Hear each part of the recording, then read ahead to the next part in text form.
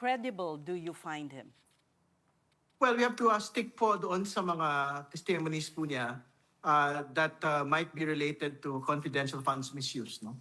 So, yung pong mga binabanggit niya, ito pong delivery under 24 hours of the confidential funds. Makikita ho natin dyan yung link niya, for example, with Mr. Kilala, no? And Mr. Monsaya. Kasi yan po yung mga information na magtatagpo po yung mga binabanggit niya Vice President Duterte at niya Mr. Madriaga. Kasi ang sabi po ni Vice President Sara, ang tanging lang hong link ni Mr.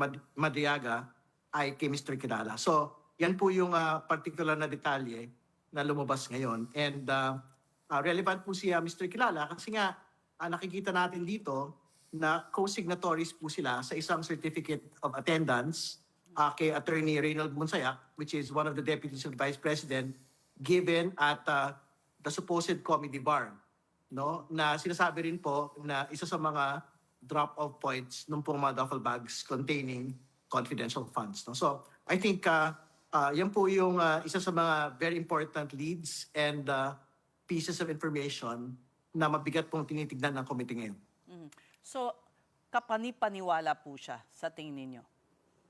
Tingin ko as far as that particular aspect is concerned, dahil yan, we would want to be able to confine ourselves to matters that are intrinsic to the impeachment complaints only. No? So, if on those particular details, tingin ko po meron pong grain of truth, no? Doon sa kanya pong binabanggit. And syempre, we would want to get a little bit more information on these particular circumstances as well. On the other hand, of course, the defense described him as the weakest link. Sure. Kaya ang sinasabi ko namin previously, no, if they really believe that Mr. Mariaga was in fact the weakest link, the remedy for that is for the Vice President to actually confront Mr. Mariaga in the committee and to destroy his credibility there.